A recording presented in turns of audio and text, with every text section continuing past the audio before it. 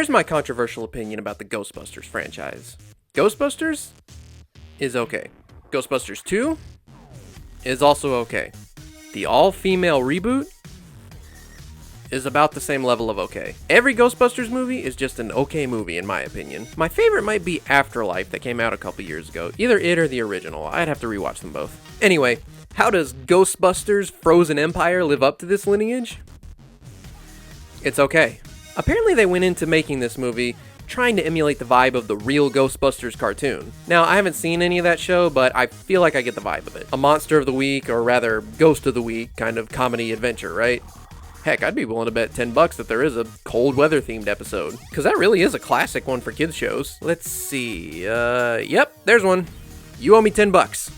You, the viewer, owe me $10. Anyway, this movie really does have TV show vibes. Not just for the cheesy themed setup, but also because there's like a million different subplots going on that each feel like they could belong to their own episode of a Ghostbusters show. Phoebe is fighting with her parents over getting benched.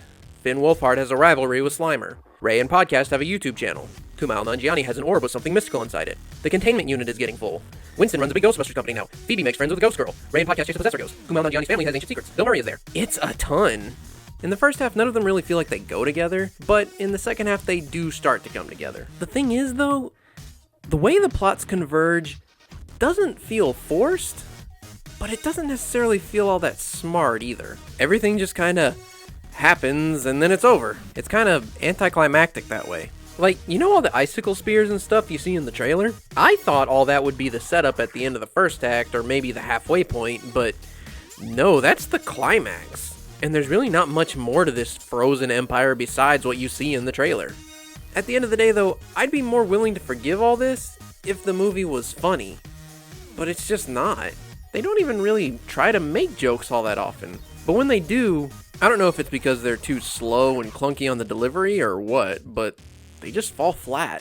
It's not like they're annoying groaners, they're just kinda nothing. Kumail Nanjiani's character was the only part of this that consistently made me laugh, with this pretty funny, lazy, greedy guy shtick. Oh, and this one death scene that I found hilarious.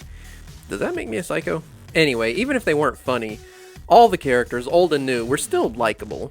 Well, except for Phoebe, who was made into kind of a jerk for forced drama, but everyone else still felt worth rooting for. Oh yeah, and the effects were as charming as ever. I feel like those things count for something. Well, those are just my thoughts after watching this movie. What'd y'all think? Agree? Disagree? Think I'm stupid? Let me know in the comments, and let me know what you thought of this film.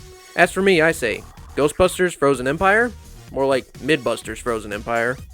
Yet another okay Ghostbusters. But, like, the least okay of them, I guess?